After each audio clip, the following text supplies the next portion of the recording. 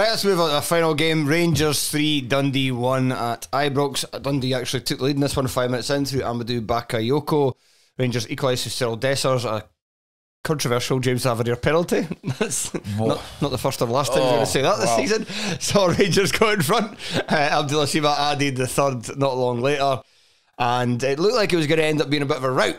But then Rangers had Jose Cervantes sent off right on the stroke of half time.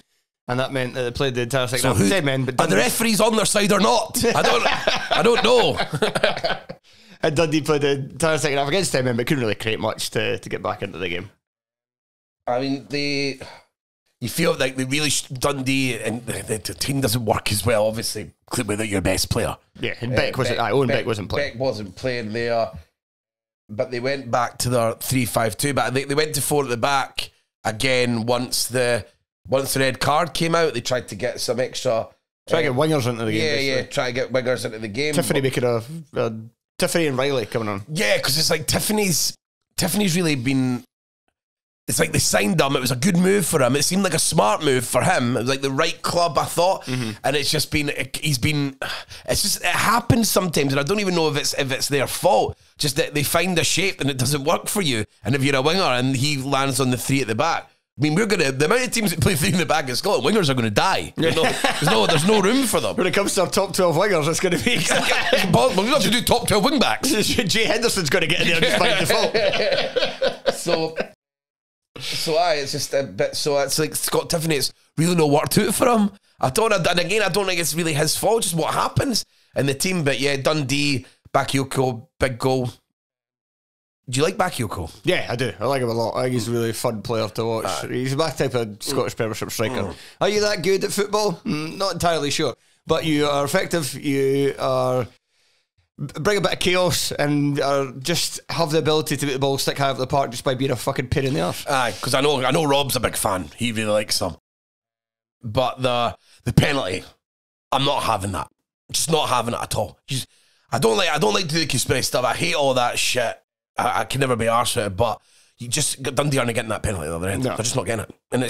And it's not, again, it's just about, we talk about this a lot, but it's not deliberate. It's all subconscious. They feel pressure. They know that if they don't give things, and they look for things for Rangers and for Celtic, because they know if they don't, it's plastered over every paper. That's what I think. That's the thing. They feel the pressure. Yeah. That's what happened. But it's just, you can make any in a penalty, really, but they're just tucking each other. It happens all the time. Because I understand the ones when they're pulling the shirt back and they're stopping you from moving, like to dart towards something. Even though some of them, I still don't think there's anything in them, but I get them. But that one, pulling the shirt down when they're both doing it, it's just going up for a fucking header. That's all it is. The thing with VAR as well, that I just realised, that's like, I've started a sentence like that about 45 times this season. But the thing with VAR, one of the many, many, many problems with it is that people don't understand, like, we use, like, footage from, like, TV cameras as if that is, like, the ultimate, like, okay, this is cast iron 100% evidence.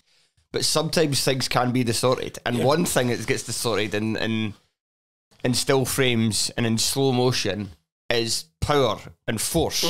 And when it comes to stuff like this. So a referee watching a game live will have a much better idea of whether contact that could be seen to be illegal was the word coming to my head, but you know what I mean, is enough that it's putting off the other player, that it's obstructed them from playing the game. And when it's stuff like this, the referee in the game will have saw it and just be like, nah, I don't think that was enough. But then he's showing these still images and it's like, or slowed down images, and it's just like, and he's got somebody in the head saying, we recommend the penalty, so then he's thinking, oh, well, probably it is a penalty kind of thing. And it's just like, can we not just have the guy at the time judging the force of contact? And like, you've removed all the context as well when you do that. That's what I was thinking. And like the Lewis Stevenson one at Parkhead was similar.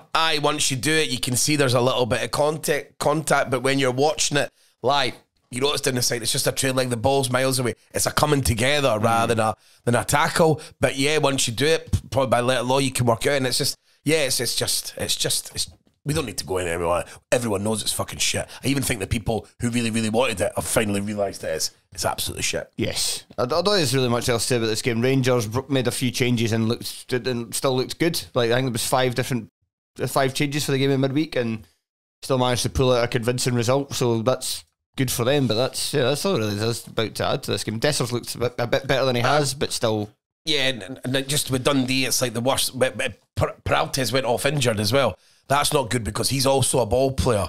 Yeah. And when I talked to you about Dundee last week about Motherwell, and I was telling like the style of the team and how it all really, really works quite neatly together. Once you take out, because the problem with a team like Dundee, once you take out, you don't have depth at all. And like you don't have anyone that can come in and do that. And we're not going to have another centre-half who's quite as comfortable as Peraltes, who actually moves forward with the ball and becomes an option. And then he plays along with Boateng in there, and as I said, they've always got options on the ball. And then you've got Beck who can drive into the box and becomes like an attacking outlet. So you take those parts out. It's like what I was saying about Devlin earlier.